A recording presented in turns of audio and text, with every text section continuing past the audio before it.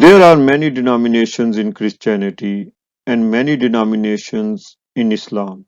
There are an estimated 2.3 billion Christians and 1.9 billion Muslims all over the world, or less or more. All Christians believe Jesus is the Son of God, and all Muslims believe Muhammad is the last and final messenger of God. These two are very powerful statements. I call them statements. And they both obviously are attributed towards God because God is the one who ended prophethood and He is the one who sent His Son supposedly 2000 years ago. I'm asking both Muslims and Christians together what kind of wisdom God demonstrated by doing these two historical events. Look at Muslims cutting each other's throat over Muhammad legacy, divided into Shia and Sunni fractions. Interestingly, according to Muslim-owned books, Shias and Sunni split happened right after Muhammad.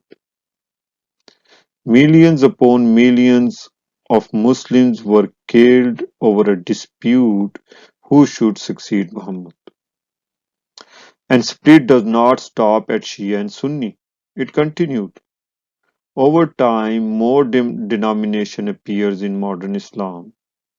In 17th and 18th, 19th centuries, many more bloodshed happened. Latest denominations are based on more theological differences.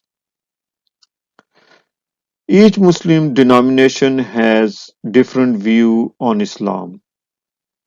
In other words, the real cause of problem was prophethood ended. So if God had not ended the prophethood, then Muslim would have a peaceful life. Now I'm asking you guys, can God do something which has no wisdom behind it?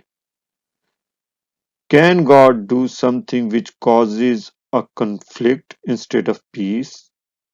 Imagine if God had never ended prophethood at Muhammad, would there be any bloodshed? No, never ever. I believe God is the wise. It is not God who ended prophethood, but it is people and scholars who purposely ended it because they like this idea. And what happened? They paid the price for it with their own blood, and they will be keep paying for it as long as they stick to this theology. People, what you think that prophets should have? To hone on their foreheads? To inspire you all? Or any prophet should have a knowledge from God to guide you all? Tell me. Well, anyways, on the other hand, look at modern Christianity. All you hear is believe in Jesus, though you never met him. You still need to believe in him. You never met any of his disciples or their disciples of disciples, but you need to believe what they wrote about him, even though it has many different translations and variations, or you can say version. Just like Islam, millions of people were killed in Christian denomination due to theological differences. Sometimes Jesus is the Son of God, sometimes he is God himself. I'm asking all Christians, if he was really a God, then why call him Jesus? Just call him only God, right?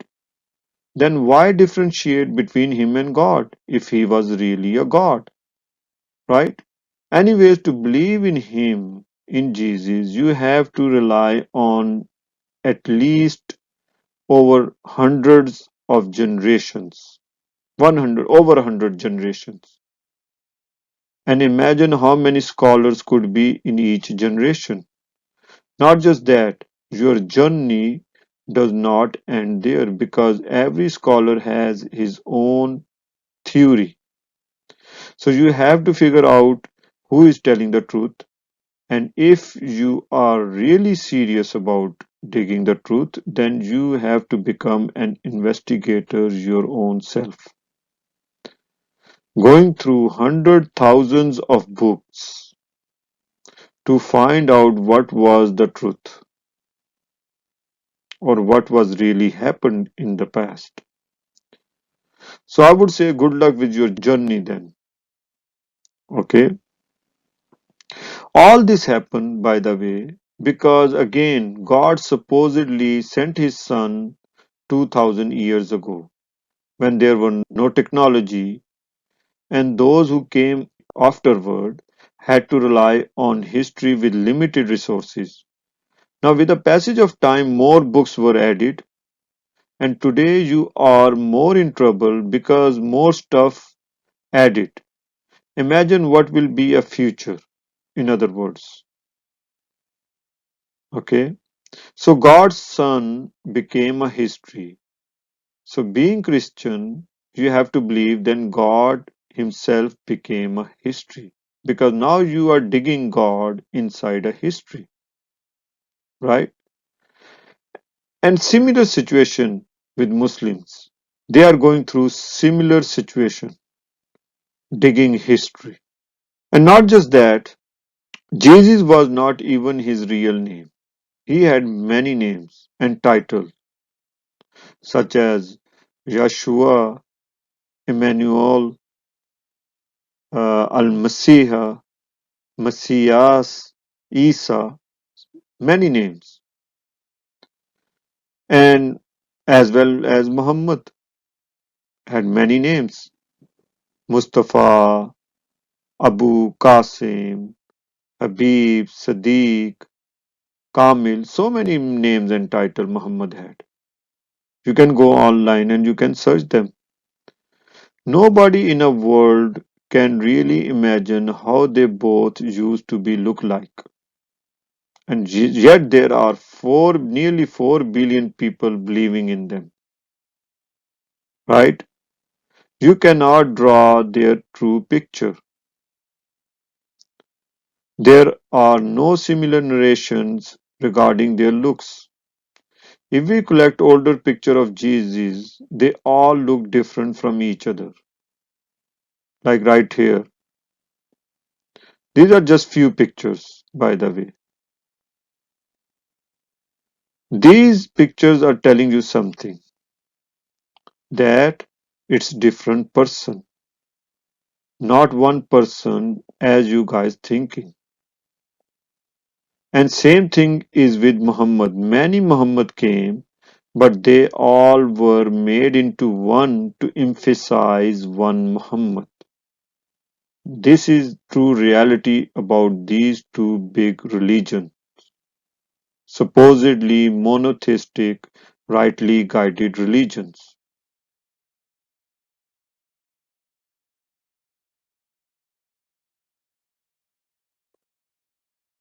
How Christians made many Jesuses into one singular Jesus, and similarly how Muslim made many Muhammads into one singular Muhammad. Okay, one Muhammad to emphasize it. As for Muhammad, you cannot find any picture of him because it is prohibited in Islam. I say no, it is not true at all. Actually, it is fear.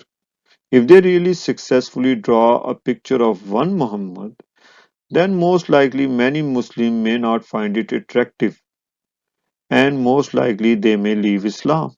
So that's why it made prohibited in Islam. You probably heard distance lend enchantment to the view. Things look better from further away. And it is same case with Christianity and Islam. Okay. So what we learn today is that God is the wise and his actions are also full of wisdom. If anything someone is telling you and it does not have any logic or sense in it, it cannot be from God. So if something is not from God, by following it, you guys think you are following or obeying God? No, not at all. Obeying God starts from believing in His perfection, in His wisdom, in His mercy. So, so what is the simple thing you should all do? Okay, it is very simple, free of all these rituals and all that. Believe in the message and do righteous deeds. Number one. Okay, do not kill, do not rape, do not steal. Do not think of yourself as superior. Do not kill these animals for food. They are not here for your food. They are here to assist you. Okay, it hurt them when you kill them. Love each other, help each other. Love this beautiful nature around you and take care of it. These beautiful trees, all this beauty around you, this beautiful nature, take care of it. It is your responsibility. Okay, and remembrance of the God, His characteristics to achieve righteousness. This is so simple. If you do all these things, you think God will punish you? Not at all. Okay? These are very easy things to do. Very, very easy things to do. None of these things will ever make you a mental slave. But remember, religions will. Thank you for watching.